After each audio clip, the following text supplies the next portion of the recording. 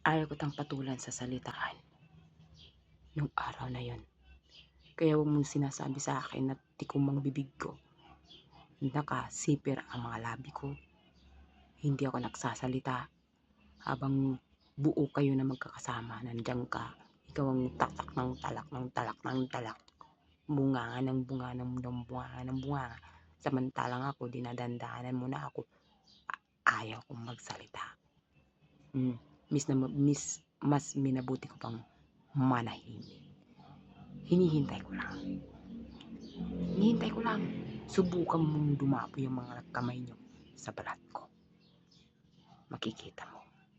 Yung sinasabi mong siper na nakananahimik, makikita mo kung anong hinahanap mo.